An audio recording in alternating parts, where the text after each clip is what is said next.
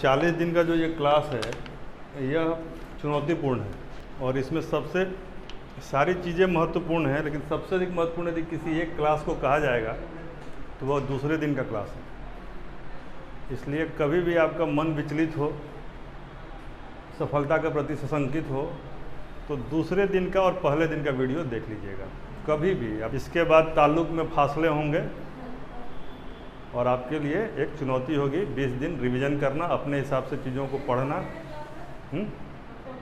40 days class रोज़ चलेगा, 5 तारीख तक चलेगा ये। लेकिन इसमें आपके पास ऑप्शन है, आप चाहें तो क्लास में आ सकते हैं, जो नज़दीक हैं वो आ जाएँ, जो नहीं आ सकते हैं वो ऑनलाइन जुड़ जाएँ। मैंडेटरी नहीं है। मैंडेटरी उनके लिए है जो 40 दिन वाला क्लास से ही पीटी निकालना चाह रहे हैं, उनको क्लास में होना बहुत ज़रूरी है, क्योंकि क्लास में रहेंगे तो और भी बातें होंगी। लेकिन जो लोग रेगुलर क्लास किए हुए हैं वो इसमें चाहें तो आ सकते हैं, फ़ायदा ही करेगा। और मुश्किल से कभी भी इसका क्लास 40 मिनट से 50 मिनट से ज़्यादा का नहीं होगा। 40 दिन 40 मिनट। कल एक जगह हम गए थे और बहुत हमको अच्छा लगा। हमारे एक भाई हैं, जज हैं, उनका बेटा मेरा वीडियो देखता है, वो है इतना छोटा, भी 4th क्लास में है। तो हमको जाते कह रहा है कि औरंगजेब का परदादा का नाम क्या था? औरंगजेब के परदादा। हम भी कैलकुलेट करने लगे। तो फिर हम बोले कि दादा का नाम बताओ तुम, खट से बोल दिए। कुछ भी पूछ रहे हैं ना क्लास से, वो सारा बता रहा है। क्लास 4 का लड़का बोला कि हम आपका वीडियो अंकल देखते हैं यूट्यूब पर, और यूट्यूब भी कितना बड़ा, तो इतना बड़ा टीवी पर यूट्यूब चलाता है, इतने बड़े टीवी पर, और बैठ के देखता है। Bajrang ji, welcome to this class of 40 days. कहाँ से आप जुड़े हैं? Good morning. कहाँ से जुड़े हुए हैं? हाजीपुर। चलिए ठीक है। इस 40 दिन के क्लास का यह 5वां दिन है। 4 क्लास आपको यूट्यूब पर अपलोडेड है, आप उसमें पहला और दूसरा क्लास कम से कम ज़रूर देख लीजिएगा, 3rd 4th आप रेगुलरिटी में देखिएगा। जो भी व्यक्ति जिस दिन इस क्लास से जुड़ रहा है उस दिन से रेगुलर हो जाए और पीछे के चीज़ों को बैकअप में ले। ये नहीं कि पीछे का बैकअप लेने में आज का लोड कल नहीं चढ़ना चाहिए, ठीक है। 2nd डे का जो क्लास है उसमें मैंने रूटीन बताया है कि अगले 40 दिन आपको कैसे पढ़ना है। वो रूटीन बहुत ही मतलब सोच समझकर और टाइम लगाकर बनाया गया है, इसलिए उसको फॉलो कीजिए। पहले दिन एशिया का लैंड देखना था, दूसरे दिन एशिया का वाटर देखना था, तीसरे दिन अफ्रीका का देखना था, और चौथे दिन तो ये अफ्रीका का वाटर देखना था। तो 1 घंटे लगे, आधे घंटे लगे, आपको यह देखना था। यदि आप रोज़ उसको करते तो आराम से होता चल जाता। आपने नहीं किया तो बोझ बनता चला गया। तो उसको बोझ मत बनने दीजिए, इसको आनंद बनाइए। और चुनौती को यदि स्वीकार करके अचीव करते हैं तो क्या मिलेगा? खुशी। और सबसे बड़ा हार्मोन क्या है? हैप्पी हार्मोन, ठीक है। तो उन चीज़ों को हैप्पी हार्मोन में बदलिए। आपने वीडियो देखा है बजरंग? क्या बात, आपकी लास्ट की लाइन नहीं सुन पाया मैं। हाँ, वो आपने देखा था। नहीं, पुर्तगाल यात्रियों के बारे में मैंने एक विशेष क्लास ले लिया अलग से, जो आपको वीडियो के तौर पे भेज दिया जाएगा टाइम टू टाइम, ठीक है ना। वो तो मैंने ऐसे ही एक जनरल इंट्रो क्लास में उसको बता दिया था। वो पूरा उसमें एक भी नहीं छूटेगा। विदेशी यात्रियों का जो विवरण है, खास करके बिहार से, वो अलग से। आप लोग जब जुड़ जाएंगे तो आपको एक व्हाट्सएप ग्रुप में जोड़ेंगे, जिसमें कुछ मटेरियल भी आपको मिलता रहेगा PDF के फॉर्म में। और यदि आप ज़्यादा दूर होंगे तो PDF जाएगा, नज़दीक होंगे तो आप कभी आके कुछ नोट्स भी ले सकते हैं, ठीक है ना। स्टडी मटेरियल भी ले सकते हैं, ठीक। पहले मॉडर्न इंडिया का जो है ना, आज हम लोग जो कर रहे हैं उसमें थोड़ा सा कंसेप्चुअली समझ लीजिए। मॉडर्न इंडिया, आधुनिक भारत, सबसे अधिक प्रश्न यहीं से आते हैं। इतिहास में यदि प्रश्नों की संख्या देखिएगा तो 50% प्रश्न मॉडर्न इंडिया से रहते हैं। कहीं ना कहीं वो बिहार स्पेशल से भी जुड़ता है, और कहीं ना कहीं वह बिहार और आधुनिक भारत का एक ये है।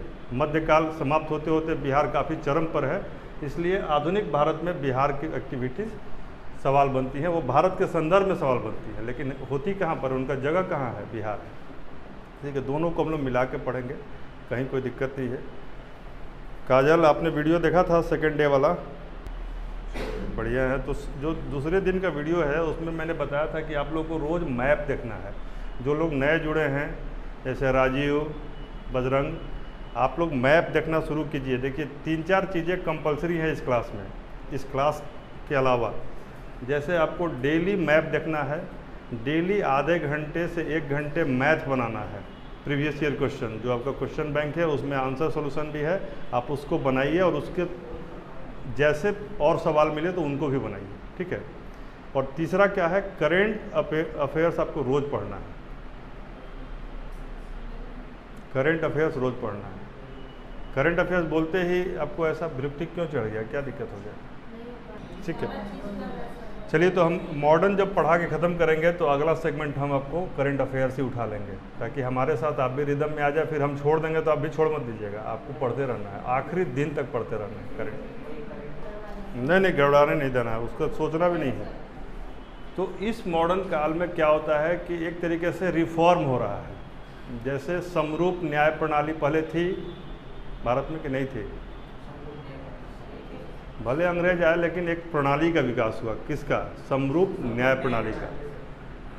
जो बार्टर सिस्टम था उसके जगह पर लेन देन में ज़्यादा नकदी का प्रयोग होने लगा, यह भी एक नई व्यवस्था थी। ऐसे करके समाज में जो कुरीतियाँ थी, जैसे क्या, शिशु कन्यावध, दहेज प्रथा, विधवा को, सती को, ये सब, इन सारे चीज़ों का रिफॉर्म हुआ। फिर किसान थे समाज में, तो किसानों में क्या हुआ, आप लगान ले लीजिएगा 11 में 10, तो किसान नहीं विद्रोह करेगा। और भारत में किसान जो था वही ना जाके बनेगा ये सैनिक। देखिए कि गांव में जाइएगा, सबसे अधिक गांव से आज भी सैनिक तो चुने जाते हैं, गाँव के लड़के होते हैं। क्यों? उनके अंदर एक ऊर्जा होती है, क्षमता होती है, लगातार एक काम को करने की स्थिति होती है। तो वो जब बनेगा किसान का बेटा जाके सैनिक, और समस्या किसान की देखेगा तो विद्रोह करेगा कि नहीं करेगा? हाथ में बंदूक है लेकिन मन में तो किसान है। तो जवान के मन में क्या बसा हुआ है? किसान। और किसान के मन में क्या है? दुख, तकलीफ और ऋण जाल। क्या था? ऋण जाल। मतलब एक बार उसने ऋण लिया, वो ऋण का ब्याज इतना ज़्यादा था कि वो ऋण दे नहीं पाया, ब्याज नहीं दे पाया। तो फिर क्या करता है? उस ब्याज को चुकाने के लिए फिर से कर्ज लेता है। तो इसी को कहते हैं कर्ज का अंधा जाल, डेब्ट ट्रैप। इंग्लिश में क्या बोलते हैं इसको? डेब्ट ट्रैप। यानी डेब्ट ट्रैप में वो फंस जाता है। और तब इसीलिए देखिएगा कि 1857 में एक विद्रोह हो जाता है। बहुत सारे कारण हैं उसके। तत्कालिक कारण क्या था? चर्बी कारतूस। लेकिन बहुत सारे कारण में क्या है? सामाजिक कारण, सांस्कृतिक कारण और नीतिगत कारण, अंग्रेज की नीतियों के कारण। लेकिन उसमें ध्यान से देखने पर ज़्यादातर वही मामला था, या तो हमारा ज़मीन फंसा है, या तो हमारा पैसा फंसा है, या हमारा कागज़ फंसा है। इसलिए जब विद्रोह होता है तो जहाँ जहाँ विद्रोही जाते हैं वो किसी दफ्तर में वहाँ के सारे कागज़ फाड़ देते हैं, जला देते हैं। यदि महाजन पर हमला करता है किसान तो महाजन का तिजोरी खोल के उसका सारा कागज़ जला देता है। तो इससे यह समझ में आना चाहिए कि इस विद्रोह में एक निहितार्थ है, यह भी है कि तुम बहुत लूटे हो, रुको, अब कागज़ नहीं रहेगा तो किसके आधार पर? जो चूड़ी गहना बंधक रखा सब लेकर भाग गया। लेकिन ये अलग बात है कि इसका चूड़ी वो लेकर भाग गया, उसका चूड़ी वो लेकर भाग गया, यही ना होगा। ठीक है, तो इन चीज़ों को ही हम लोग पढ़ते हैं। तो आधुनिक भारत का इतिहास हो, तो आधुनिक भारत में क्या क्या सेगमेंट हो जाएगा? एक सेगमेंट चलेगा पूरा राजनीतिक, कि जैसे 1707 में औरंगजेब था तो फिर उसके बाद कौन आया, फिर उसके बाद कौन आया, ऐसे करते करते 1857 तक। एक इन्फॉर्मेशन ये हो गया कौन रहा राजनीतिक तौर पर। दूसरा इन्फॉर्मेशन ये है कि किस तरह के आंदोलन चले सामाजिक सुधार के। तो 3 तरह के आंदोलन चले। एक कौन सा? एक किसान आंदोलन चला, दूसरा आदिवासी आंदोलन चले, किसान, और तीसरा एक आंदोलन चला सामाजिक सुधार आंदोलन चला। ठीक है, जैसे आप पढ़ेंगे महादेव गोविंद रानड़े के बारे में पढ़े, इनके राजा राम मोहन राय के बारे में पढ़े, ईश्वर चंद्र विद्यासागर, और भी कई लोग ऐसे थे। ठीक है, तो एक वो चला। तीसरी एक पूरा का पूरा धारा चलेगा कि जब जब जो गवर्नर जनरल आया वह क्या क्या किया। ठीक है, तो आइया तो उसको पकड़ के आप पढ़ लीजिए। चौथा एक धारा चलता है कि जब कांग्रेस का गठन हो जाता है तो क्या क्या हुआ। तो कांग्रेस गठन के पहले देख लीजिए कि 1857 के विद्रोह के पहले की क्या स्थिति थी और 1857 के विद्रोह के बाद की क्या स्थिति थी। ठीक है, कुछ बोलना चाह रहे? अच्छा, अच्छा अच्छा, हाँ तो देखिए क्या है कि कई धाराएं चलती हैं एक साथ, तो आपको पढ़ना 1857 के पहले की स्थिति वो देख लीजिए, 1857 के बाद की स्थिति देख लीजिए, दोनों में काफ़ी फर्क है, क्राउन का शासन और क्राउन के बाद का शासन। उसके बाद एक धारा आती है 1885 में, जब कांग्रेस का गठन हो जाता है। कांग्रेस का जब गठन हो जाता है तो पहले नरम दल आता है, क्योंकि मान लिया कोई भी चीज़ आएगा तो सेफ्टी वॉल्व थ्योरी से कांग्रेस आती है, फिर आता है नरम दल, फिर उसके बाद आता है गरम दल। तो नरम और गरम, तो जो गरम भी है ना बहुत नरम है, ध्यान रखिएगा, नरम दल के मुकाबले वो गरम दल है, लेकिन असल में वह भी नरम दल ही है। तब हुआ कि इतना से काम नहीं चलेगा, कुछ आतंकवादी टाइप का काम करना पड़ेगा, कुछ बम फेंक, बहरों को सुनाने के लिए बम का धमाका करना जरूरी है। तब बनेगा अभिनव भारत, वीर सावरकर, तब आएंगे खुदीराम बोस, बटुकेश्वर दत्त, भगत सिंह, चंद्रशेखर आज़ाद, एकदम काकोड़ी षड्यंत्र होगा नहीं। तो ये सारा इसको कहते हैं क्रांतिकारी। कई लोग तो जो वामपंथी इतिहासकार हैं इनको लेते हैं क्रांतिकारी आतंकवादी, लेकिन हम लोग ऐसा नहीं करेंगे, हम लोग इसको पढ़ेंगे क्रांतिकारी आंदोलन। ठीक है, तो एक हो गया नरम दल, एक हो गया गरम दल, और तीसरा हो गया सेगमेंट क्रांतिकारी। जैसे अभिनव भारत के कंटेम्प्रेरी या उससे कुछ पहले एक संस्था थी बंगाल में, भवानी मंदिर, वहाँ भी इस तरह की चीज़ें होती थी। ठीक है, तो काफ़ी इंटरेस्टिंग है यह। ठीक है, तो जो ये नरम दल है उसका सिद्धांत क्या था?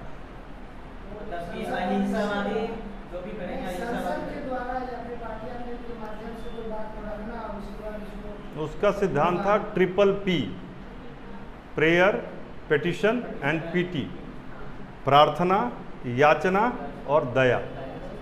प्रार्थना, याचना और दया, ट्रिपल पी मतलब प्रेयर, पिटिशन, हम प्रार्थना करेंगे कि हे माई बाप हमको ठीक कर दिए, 2 लाख और देगा तो अब ठीक है कर देगा। उसके बाद बोला इससे नहीं होगा तो एक एप्लीकेशन लिख दिया। दादा भाई नौरोजी के टाइम में एप्लीकेशन खूब लिखाता था, जब न तब 2 एप्लीकेशन लिख के बूढ़ो अपन फाइल में लेके चल दिए, जा रहे हैं हाथ दे के आते हैं, तो वो भी एक दौर था। पेटी हो गया, पीटी मतलब पिटिशन, और तीसरा है पीटी मतलब दया, दया करो, यानी कि हम पे दया खाइए। ठीक है, तो ये तीनों का दौर चला। फिर आ गया बंग भंग 5 में, उसमें क्या हुआ, बहिष्कार होने लगा। फिर एक युग आएगा, गोखले जिनके गुरु थे वो आएंगे भारत, जिनका नाम है महात्मा गांधी। महात्मा गांधी भारत कब आए?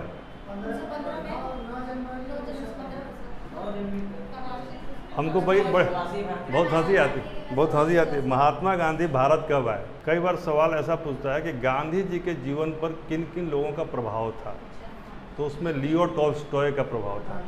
लियो टॉल्स्टॉय जिनकी बहुत ही प्रसिद्ध किताब है वार एंड पीस, और एक राइटर थे जिनका प्रभाव था रस्किन बॉन्ड।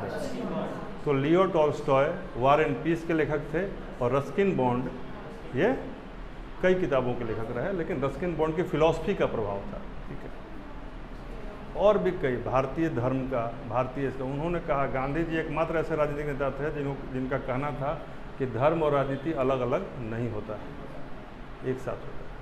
ठीक, लेकिन गांधी को समझना बहुत मुश्किल है, और पूरा भारतीय इतिहास में जब गांधी आ जाते हैं 1915 में, तो समझिए कि एक युग आ जाता है। गांधी जी के बारे में एक बहुत बड़े व्यक्ति ने एक छोटा सा सेंटेंस कहा था कि generations to come will hardly believe that such a man ever existed on this earth in flesh and bones. आने वाली पीढ़ियां बहुत मुश्किल से विश्वास करेंगे कि ऐसा हाड़ मांस में चलता हुआ मानव कभी इस धरती पर आया था, चला था, घूमा था और फिरा था। तो वही कह रहे हैं कि ऐसा सेंटेंस गांधी के बारे में उस व्यक्ति ने कहा जिसको माना जाता है दुनिया में सबसे अधिक बुद्धि थी, अल्बर्ट आइंस्टीन ने कहा है गांधी जी के बारे में कि आने वाली पीढ़ियां बहुत मुश्किल से यह विश्वास करेंगे कि कभी हाड़ मांस में ऐसा मानव धरती पर आया था। गांधी को गाली देना आसान है, जो कुछ समझ में नहीं आता वो भी उठता रहा गंधिया के तरह, ऐसे लोग बोल देते हैं, जबकि उनका तिनका भी यदि आपको समझ में आ जाए तो बहुत महान हो जाए। हाँ, उनकी गलती ये हो सकती है कि महान व्यक्ति का एक छोटा सा भूल भी बड़ा उसका इफेक्ट देता है। मान लीजिए हम लोग कुछ भी पहन के चले कोई फ़र्क नहीं पड़ता है, लेकिन जो आइकन है यदि जो भी पहनता है तो अगले दिन 16 लाख आदमी वैसा ही पहन लेता है। तो आइकन लोगों को थोड़ा सा अपने व्यवहार में नियंत्रण रखना चाहिए। वहीं पर गांधी जी से, अब ये तो हम नहीं कह सकते कि भूल हुई, लेकिन यदि इतिहास में कुछ न्यूनता दिखती है तो शायद इसी कारण से होगा कि एक बड़े स्थान पर गया व्यक्ति का थोड़ा बहुत भी विचलन भी एक ये करता है। आप एक घर में देखिए, दो भाई जहाँ पे होते हैं वहाँ पर एक बड़ा आदमी होता है, यानी कि पिता या दादा, तो दो भाई का झगड़ा ज़िंदगी बीत जाता नहीं सुलझा पाता, कभी इधर कभी उधर करते करते उसका ज़िंदगी निकल जाता है, कभी भी वो एक बेहतर स्थिति बहाल नहीं कर पाता। और गांधी जी तो राष्ट्र के पिता थे, उस राष्ट्र में जहाँ करोड़ों करोड़ की आबादी थी। तो ध्यान से पढ़िए, सत्य के साथ। मेरे प्रयोग अभी तो पढ़ने का समय नहीं है, कि परीक्षा के बाद ज़रूर देख लीजिएगा। आसान नहीं है गांधी बनना, आसान है गांधी जी को गाली देना। जो आसान है वही लोग करते हैं। देखिए फिर एगो भगत सिंह खड़ा हो, क्या बोले भगत सिंह, क्या बोलिए, फिर से बोलिए। किसी भी घटना का तत्कालिक परिप्रेक्ष्य होता है, ये बातें उड़ाई जाती है। समय के परिप्रेक्ष्य में बहुत सारी बातें होती हैं। गांधी जी चाहते तो भगत सिंह को बचा सकते थे, या एक सोची समझी साजिश के तहत चलाई गई बात है। ऐसा तो नहीं है कि उसमें ऐसे प्रयास नहीं होंगे, और ऐसा तो नहीं है गांधी जी के अलावा और भी लोग नहीं थे जो ऐसा कर नहीं सकते थे। तमाम बातें थी, लेकिन कई बार होता है कि उस समय जो इतिहास की छोटी सी घटना दिख रही हो, बाद में इतिहास के फ्रेम से वो बड़ी घटना बन जाती है। इसलिए तत्कालीन परिस्थितियों में जो भी हुआ वह अनुचित नहीं था। हम अभी जाके पीछे का व्याख्या करते हैं, ठीक है ना। इसलिए वैसा नहीं, हमारा कहना है कि गांधी जी जब आएंगे तो गांधी का युग आएगा, और गांधी का युग आएगा तो उसका भी एक साइकोलॉजी है, उसको समझिएगा तो फैक्ट तो आप सारा रख सकते हैं। मैं थोड़ा सा कंसेप्ट बता रहा हूँ। जैसे गांधी आते हैं तो सबसे पहला आंदोलन कौन सा होता है, चंपारण सत्याग्रह। तो वहाँ पे क्या किया था कि सत्याग्रह, देखिएगा क्या कर रहा है, सत्याग्रह, यानी हम सत्य के लिए आग्रह कर रहे हैं। जो अच्छी बात है, जो सही बात है, जो जेन्युइन बात है, उसके लिए हम आग्रह कर रहे हैं। यानी कि जो ट्रिपल पी का कंसेप्ट था, ट्रिपल पी पर ही गांधी अभी भी हैं, आग्रह कर रहे हैं, पिटीशन दे रहे हैं, डीएम से बात करना चाह रहे हैं, वहाँ के अधिकारी से बात करना चाह रहे हैं। लेकिन आगे बढ़ते हुए इनके आंदोलन का क्या नाम हो जाता है, असहयोग। दूसरा आंदोलन कौन सा है इनका, हैं? क्या सब शांत हो गया?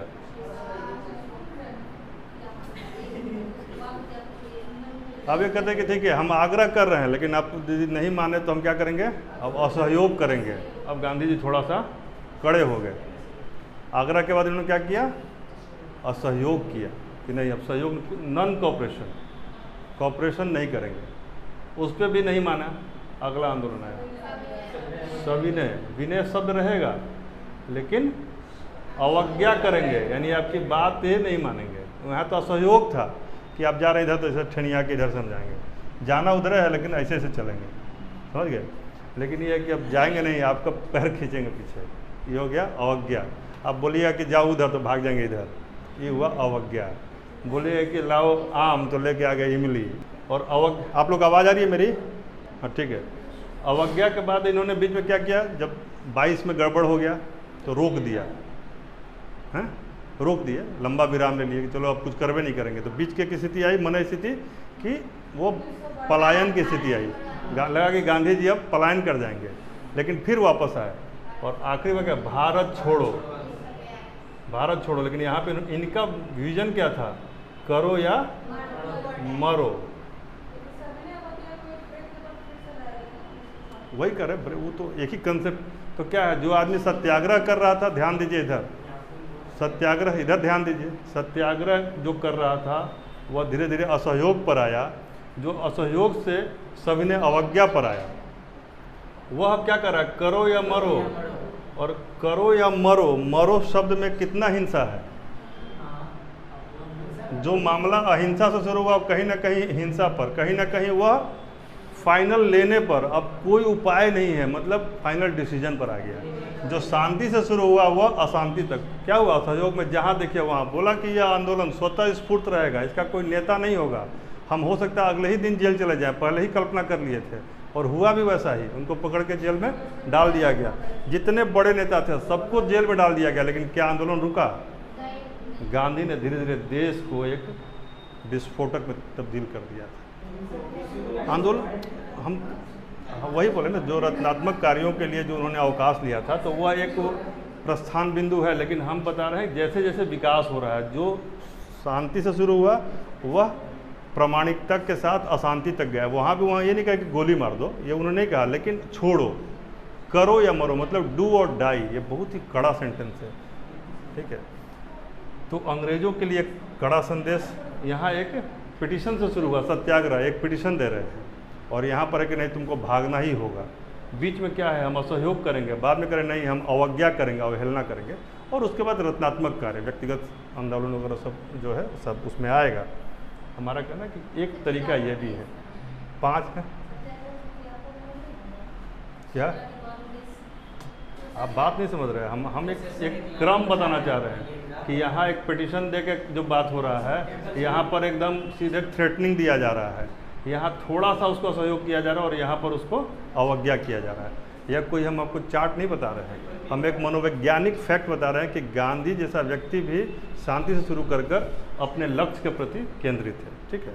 तो एक तरीका इतिहास को इस नज़र से पढ़ने का भी, एक तरीका आंदोलन की नज़र से पढ़ने का है, एक तरीका जो गवर्नर जनरल की तरह से पढ़ने का है, और एक तरीका जो अलग अलग विकास हो रहा है उनके हिसाब से पढ़ने का। तो सबसे अधिक इसमें जो सवाल पूछा जाता है वह कालखंड से आता है। काल नहीं पूछेगा, लेकिन कालक्रम पूछेगा। क्या पूछेगा? कालक्रम। तो जितने भी इवेंट मॉडर्न में हुए हैं, इनको जब भी बताया तो ये ध्यान रखिएगा कौन किसके बाद हुआ है, कौन किसके पहले। अब देखिए, यदि 1900 के पहले की कोई घटना है, कोई 1900 के बाद की घटना है, कोई 1800, तो सब घटना को आपको याद करना है।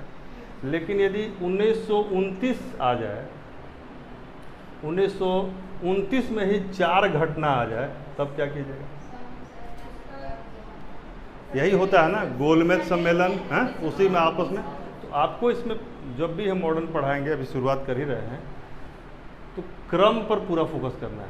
किसके बाद क्या, किसके बाद क्या। कामागाटा मारू कब हुआ, आईने विद्रोह कब हुआ, तो कब मतलब क्या, कौन पहले कौन बाद हुआ, 1914 में क्या हुआ, ठीक है। एक मिनट, ठीक है ना। तो ये क्रम पर विशेष ध्यान देना है। दूसरा, जो घोषणाएं हुई चार्टर की इस समय, उसके हिसाब से भी एक इतिहास पढ़ा जाता है। यानी कौन सा तरीका हो गया, 20-20 साल पे चार्टर आ रहा है, बाद में अधिनियम आना शुरू हुआ, तो चार्टर और अधिनियम में भी एक संवैधानिक विकास हो रहा है और एक इतिहास है। तो क्या क्या पढ़ेंगे हम लोग, फिर से समराइज करते हैं। धार्मिक आंदोलन, सामाजिक सुधार आंदोलन, और ये गवर्नर जनरल का पूरा कार्य। उसके बाद जो आंदोलनों में जो एक 1857 वाला पूरा विद्रोह वाला पूरा देखेंगे, फिर कांग्रेस के हिसाब से पूरा देखेंगे, और उसके बाद कालक्रम को सजाएंगे और घोषणाओं के हिसाब से देखेंगे। इतने तरीके को यदि एक साथ मिलाइएगा तो यही बनता है ये एनसीईआरटी की किताब। यदि आपने नहीं पढ़ी है, एक बार आपको ज़रूर पढ़ना है, लेकिन अभी तो समय कम है, कम से कम मॉडर्न में 1857 के बाद यदि रफ्तार में पढ़ सकते हैं तो ज़रूर पढ़ जाइए। आप लोगों ने तो पढ़ा है, जिन्होंने नहीं पढ़ा है वो, ठीक है ना। धन का बहिर्गमन सिद्धांत हम लोगों ने पिछली बार हम लोग देख चुके थे, हम वो बताना चाह रहे हैं, ठीक है। कुछ इन्फॉर्मेशन आप लोग लिखिए। जो सामाजिक आर्थिक आंदोलन होंगे या जो भी सुधार होगा, उससे क्या होगा, शिक्षा का विकास होगा, नारी की स्थिति सुधरेगी। तो शिक्षा का विकास भी आपको अलग से इसमें ज़रूर देखना, उससे सवाल आता है। हमने कल आपको बताया था कि जो आंदोलन हुए थे आदिवासी आंदोलन, उसमें कुछ आपको होमवर्क दिया था। संथाल विद्रोह कब से कब तक हुआ था, देखिए। संथाल विद्रोह 55 से 56। संथाल एरिया को क्या कहा जाता था, हाँ, दामन ए कोह। संथाल एरिया को कहते थे दामन ए कोह।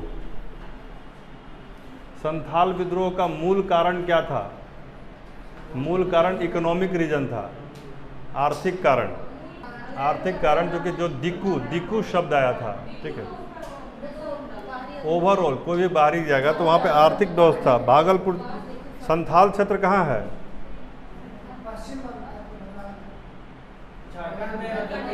भागलपुर और झारखंड का जो बॉर्डर है ना उसको संथाल क्षेत्र, ठीक है ना, उसी को कहते हैं। इसका नेता कौन था?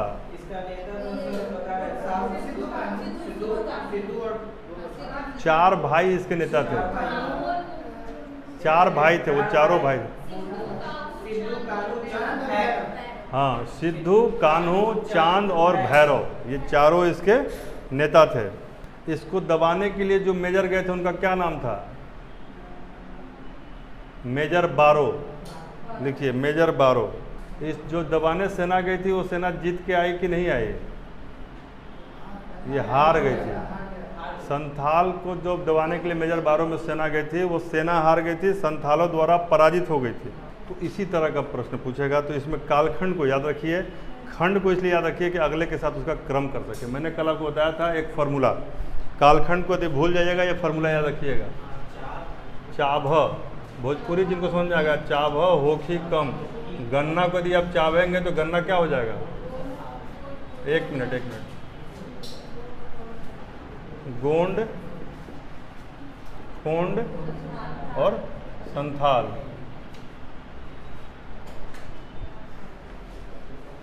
चाभ होखी कम, गोंड, खोंड, संथाल, ये फार्मूला है। देखिए सवाल ये है कि असम में जो 1857 का विद्रोह हुआ था उसका नेतृत्वकर्ता कौन था? ठीक है, ठीक है, चलिए संथाल विद्रोह हो गया। लिखिए मुंडा विद्रोह। यह महत्वपूर्ण हम बता रहे हैं, सारा नहीं बता रहे हैं, सारा आप लोग को देखना चाहिए खुद से, क्योंकि 1 घंटे हम पढ़ाएंगे, बाकी 9 घंटे का आपके पास रूटीन है। ठीक है, ठीक है, दिख जा रहा है ना? अब फॉर्मूला जो मैंने बताया था वो है, फिर से लिख दे रहे हैं।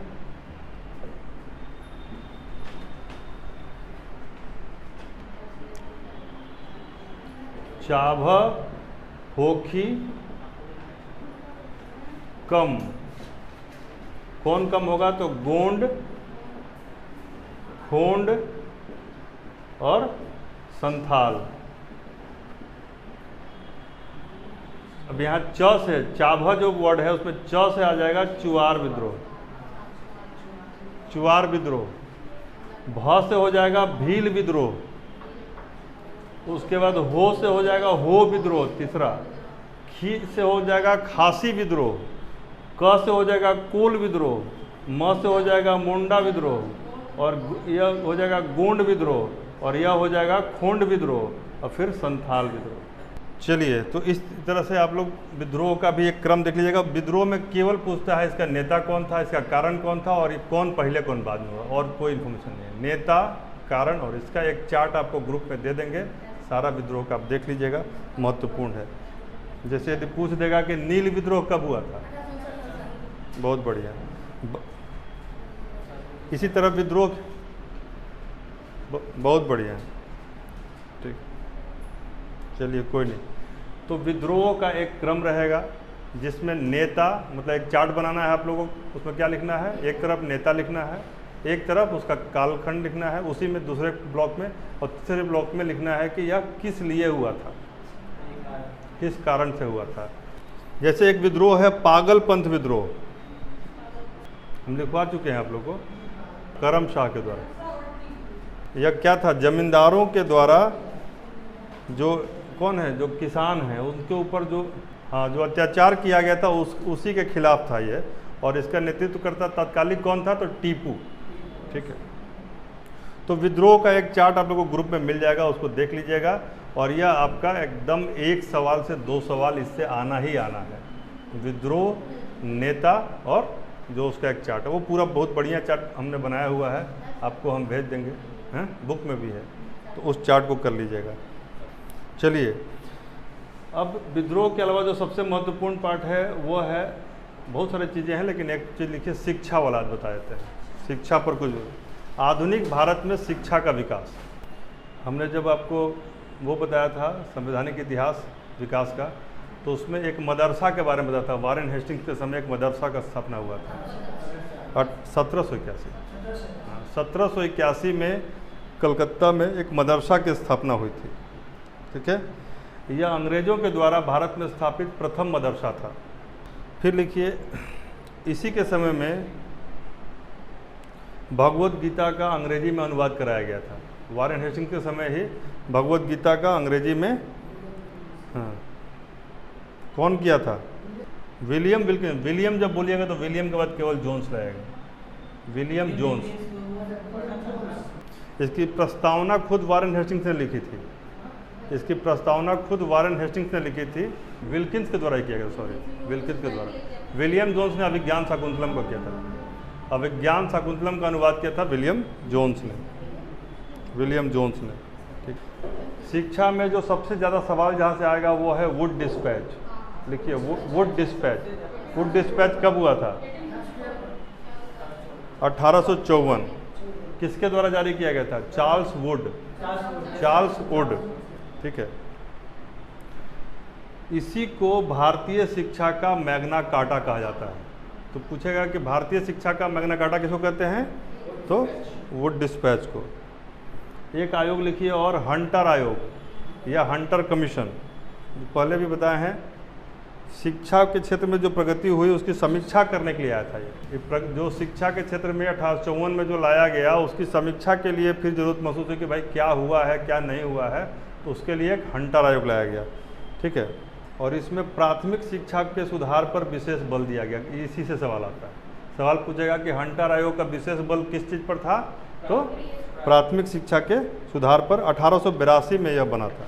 एक ऐसा ही आयोग है सैडलर आयोग, यह उसके बाद आया था। तो पहले आया वुड आयोग, उसके बाद हंटर आयोग, फिर आया सैडलर। सैडलर आयोग 1917 में आया था। यह कलकत्ता यूनिवर्सिटी पर मतलब समीक्षा करने के लिए आया था, कलकत्ता विश्वविद्यालय पर समीक्षा करने के लिए सैडलर आयोग।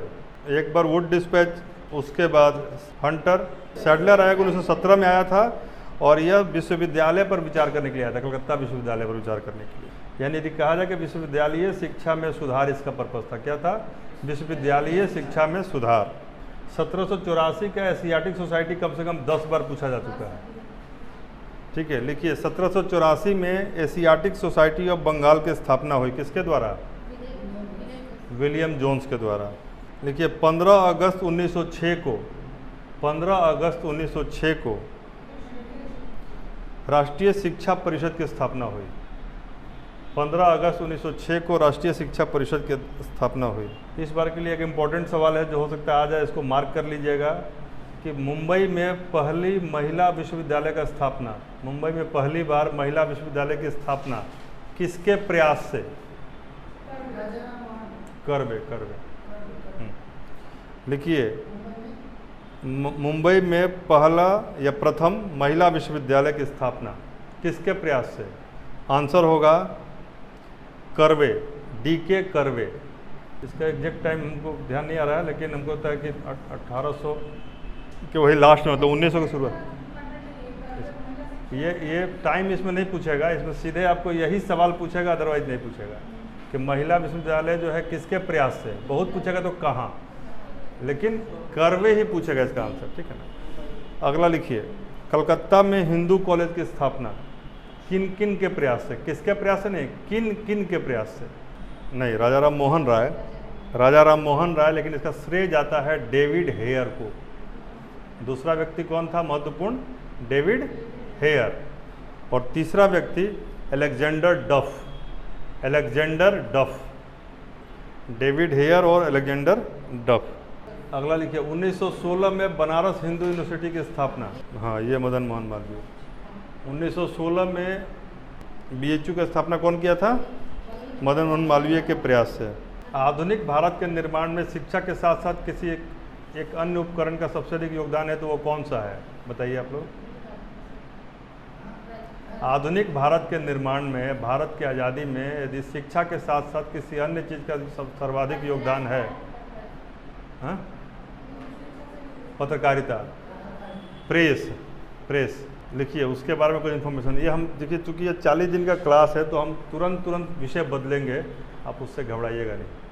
यह महत्वपूर्ण चीज़ों की एक झड़ी है जिसमें से कुछ भी नहीं छूटेगा। और जो छूट गया समझिए उसका महत्व कम है। आपको 100 क्वेश्चन इसमें से आएंगे, घबराना नहीं है, लेकिन उसमें पहला और दूसरा वीडियो आपको बार बार देखना है ताकि आपको ये समझ में आए कि हम कहाँ पर अपने आप को करेक्ट कर सकते हैं। सेकेंड वीडियो यदि आप लगातार देखते रहेंगे, फर्स्ट वीडियो देखते रहेंगे, तो पीछे का आगे का वीडियो केवल एक दिन देखेंगे तब भी काम चलेगा। ठीक है, चलिए लिखिए बंगाल गजट। यदि ऐसे नहीं पूछेगा भारत में प्रकाशित पहला अखबार, तो आंसर क्या होगा? बंगाल गजट। इसके संपादक कौन थे? James Augustus Hickey, J.A. Hickey, James Augustus Hickey, 1780 में।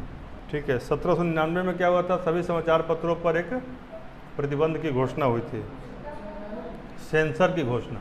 1799 में वेलेजली का समय था ना। 1799 किसका समय था? वेलेजली का समय था। आप लोगों को जो एक वीडियो है ग्रुप में हम भेजेंगे जिसमें गवर्नर जनरल का इतिहास है, और उसमें पूरा याद हो जाएगा। यदि एक बार वो वीडियो देखेंगे तो पूरा का पूरा गवर्नर जनरल आपको याद हो जाएगा। तो वेलेजली के समय में यह सेंसरशिप लाया गया। ठीक है, और हेस्टिंग्स के समय में उसको रद्द कर दिया गया। हेस्टिंग्स के समय 1818। पत्रक्षण, उसको कहते हैं पत्रक्षण अधिनियम, हिंदी में लिखते हैं पत्रक्षण, पत्रक्षण अधिनियम। यह वेलेजली के समय आया और हेस्टिंग्स के समय रद्द हो गया। यानी 1799 में आया और 1818 में रद्द हुआ। फिर एक बहुत ही महत्वपूर्ण आता है प्रेस के संबंधित सवाल, बार बार पूछता है, लगभग 5-7 बार तो प्रीवियस ईयर में पूछा हुआ है। Vernacular press act. वर्नाक्युलर मतलब भाषाई, ठीक है ना। तो वर्नाक्युलर प्रेस एक्ट 78 में, किसके समय? लिटन के समय, लिटन के समय। वर्नाक्युलर प्रेस एक्ट है 1878 में, लिटन के समय। इसको रद्द कब किया गया? 82 में, रिपन के समय। एक सवाल और इम्पोर्टेंट है जो पूछता है कि पत्रकारिता के लिए ब्रिटिश सरकार से सजा पाने वाला पहला भारतीय कौन थे? पत्रकारिता के लिए ब्रिटिश सरकार से सजा पाने वाले पहले भारतीय कौन थे? बाल गंगाधर तिलक, बीजी तिलक। लिए ब्रिटिश सरकार से सजा पाने वाले पहले भारतीय कौन थे? अगला लिखिए, फ्री हिंदुस्तान के किसका अखबार था? फ्री हिंदुस्तान। देखिए, young India, independent, free Hindustan, इस सब का सवाल पूछने का, जैसे कि जिसका नाम भी सुंदर हो। तारक नाथ दास, फ्री हिंदुस्तान, तारक नाथ दास। Indian mirror, Devendra Nath Tagore. देवेंद्र नाथ टैगोर के साथ साथ इसमें घोष थे, मनमोहन घोष। लिखिए अगला, संवाद कौमुदी के लेखक कौन थे? राजा राम मोहन राय। मिरातुल अखबार किस भाषा में था? मिरातुल अखबार फारसी के पूछ सकता है। ठीक है, प्रज्ञा का चांद किस किताब का अनुवाद है? प्रज्ञा का चांद उन्हीं का है। संवाद कौमुदी का बांग्ला भाषा में अनुवाद है। प्रज्ञा का चांद संवाद कौमुदी का बांग्ला भाषा में अनुवाद है। गदर, गदर, गदर क्या था? अखबार था। गदर पार्टी का मुखपत्र था। कहाँ से निकलता था ये पूछता है? सैन फ्रांसिस्को से, सैन फ्रांसिस्को से। ठीक है, किस भाषा में था? ऐश्वर्या, गदर किस भाषा में था? गदर उर्दू में। 13 में निकला यह इसमें। ठीक है, उसके बाद से 1913 में 1 नवंबर को निकला सैन फ्रांसिस्को से उर्दू भाषा में, और उसके बाद 9 दिसंबर 1913 से गुरमुखी में, मराठी में, हिंदी, अंग्रेजी और गुजराती में, और साथ ही साथ 1 अंक पख्तूनी भाषा में। लिखिए फिर से, पहले निकला उर्दू में, फिर गुरमुखी, मराठी, तो 3 हो गया, हिंदी, अंग्रेजी और गुजराती 6 हो गया, और 7वां क्या है? पख्तूनी भाषा, पख्तूनी भाषा 7 हो गया। फिर से लिखिए, उर्दू, मराठी, हिंदी, अंग्रेजी, गुजराती, गुरमुखी और पख्तूनी। तारक नाथ दास का फ्री हिंदुस्तान। अब लिखिए, अमृत बाजार पत्रिका, बहुत बार पूछा गया है। अमृत बाजार पत्रिका, शिशिर कुमार घोष। फिर लिखिए, Indian opinion. Indian opinion Mahatma Gandhi के द्वारा प्रारंभ की गई पत्रिका। इंडियन ओपिनियन की शुरुआत गांधी जी ने कहाँ से की थी? कहाँ से किया था? दक्षिण अफ्रीका से 1903 में। इंडियन ओपिनियन के पहला संपादक कौन थे? इंडियन ओपिनियन के गांधी जी तो थे, निकालते थे, लेकिन संपादक पहले इसके कौन थे? पहले संपादक थे Mansukh Lal Nazar. The Indian nation, the Indian nation, Indian nation Kameshwar Singh. Gandhi ji के अन्य अखबार जिनसे सवाल पूछता है, उसमें एक सवाल है हरिजन। ये नहीं पूछेगा हरिजन के संपादक कौन थे, लेखक कौन था। गांधी जी का जो हरिजन था वो अंग्रेजी में था। ऑप्शन दे रहे थे, हम ऑप्शन दे, उसी में ना आ गया। बोले नहीं कि जब यह व्यवधान होगा तो ऐसे ही होगा, यहाँ गुजराती होगा। हरिजन इंग्लिश में, मान लीजिए ऑप्शन आएगा गुजराती, मराठी, हिंदी और अंग्रेजी, तो आधे लोग शहीद हो जाएंगे, ठीक है, इसलिए अंग्रेजी याद रखिए। हरिजन बंधु आएगा, फिर ऑप्शन वही रहेगा, क्या होगा? हरिजन बंधु भी गांधी जी का ही है। और हरिजन सेवक आएगा हिंदी में। इंडिपेंडेंट किसने लिखा था? मोतीलाल नेहरू। बहिष्कृत भारत, इंडिपेंडेंट मोतीलाल नेहरू। बहिष्कृत भारत, बोलिए बहिष्कृत भारत, भीमराव अंबेडकर। हिंदू पैट्रियट, हिंदी पैट्रियट पूछेगा, कई बार पूछता भी है। इसके प्रथम और द्वितीय संपादक हैं। पहले संपादक थे गिरीश चंद्र घोष, गिरीश चंद्र घोष, गिरीश चंद्र घोष। और दूसरे संपादक 2-3 साल इन्होंने किया, 2-3 साल बाद किया आपको हरिश्चंद्र मुखर्जी ने। 2-3 साल बाद कौन थे? हरिश्चंद्र मुखर्जी। अगला के सोम प्रकाश, ईश्वर चंद्र विद्यासागर, ईश्वर चंद्र विद्यासागर, हरिश्चंद्र मुखर्जी। हाँ, सोम प्रकाश के थे प्रकाशन कौन किया था? ईश्वर चंद्र विद्यासागर, सोम प्रकाश का। हिंदू पैट्रियट का पहला थे गिरीश चंद्र घोष और दूसरा हरिश्चंद्र मुखर्जी, ठीक है ना। चलिए, सोम प्रकाश का ईश्वर चंद्र विद्यासागर। अल हिलाल, अबुल कलाम आज़ाद। लाला लिखिए वंदे मातरम, लाला लाजपत राय, उर्दू में था। वंदे मातरम उर्दू में था। द पीपल, यह भी लाला लाजपत राय। तुम थोड़ा आगे बैठा करो, पीछे मत बैठा करो, आगे बैठो। लाला लाजपत राय।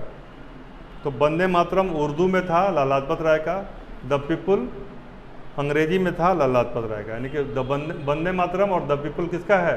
प्रियंका, प्रियंका से पूछे। दोनों किताब का नाम बताइए, दोनों किताब का नाम बताइए। वंदे मातरम और द पीपल, ठीक है।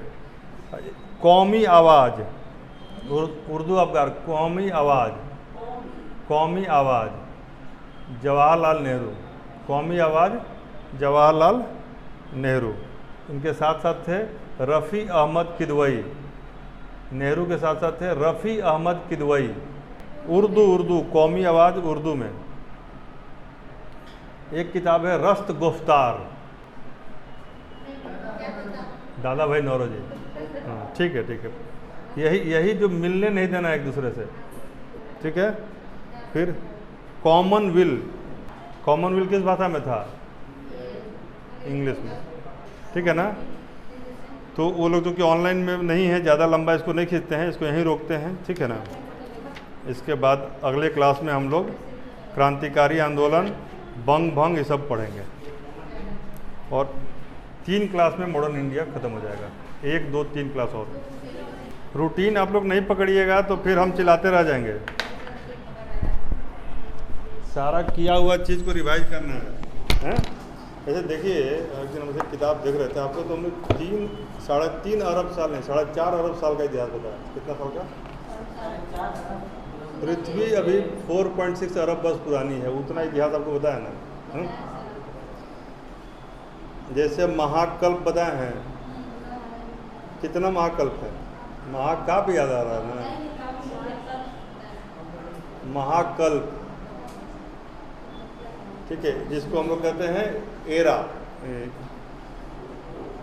Epoch, period. कितने एरा होते हैं? 5।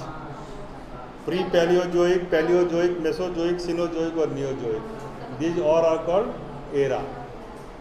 उसके बाद इपोक, जैसे प्राइमरी, सेकेंडरी, टर्शियरी, क्वाटरनरी, ये इपोक है।